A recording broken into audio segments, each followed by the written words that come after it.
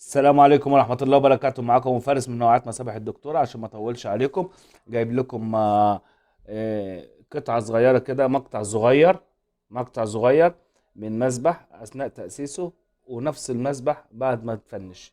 تمام. وهسيب لكم الرابط بتاع تأسيس المسبح دون بالطريقة دي في الوصف عندكم. هسيب لكم رابط التأسيس كامل بتاع المسبح في الوصف عندكم. مسبح عبارة عن مسبح اوفر فلو، شكل ملوش شكل، يعني ايه، شكل عشوائي.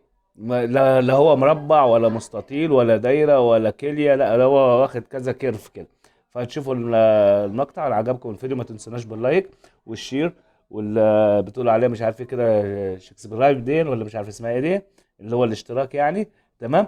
واللهم صل على النبي، والدعاء للوالد بالرحمه. شوفوا الفيديو عشان ايه ما اطولش عليكم. الفيديو جامد قوي، يعني هو الفيديو 3 دقايق ولا 4 دقايق بالكتير قوي. تمام. شوفوا الفيديو، ولو عجبكم حطوا لايك، ما عجبكمش برضه حطوا لايك. يلا السلام عليكم.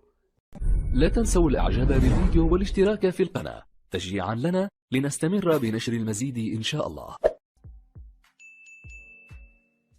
السلام عليكم ورحمة الله وبركاته. معكم أبو فارس من منوعات مسابح الدكتور لكل جديد.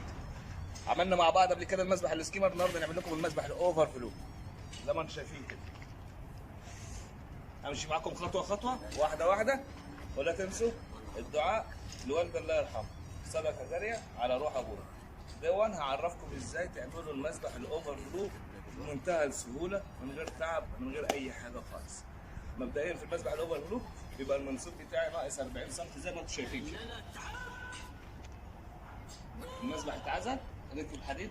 هنا المسبح زي ما انتم شايفين ما فيهوش جنب عدل، فاحنا عملنا طبقه واحده حديد، بنخلص تتعمل الطبقه الثانيه على طول ان شاء الله. عندنا المسبح ده وانا هعرفه لكم، وهنشتغل مع بعض واحده واحده، وهفصل الفيديو كل شويه عشان ما نطولش مع بعض. تمام. يلا افصل صف. اول حاجه طبعا زي ما انتم عارفين شغلي، انا بركب الكشافات الاول زي ما انتم شايفين كده اهو.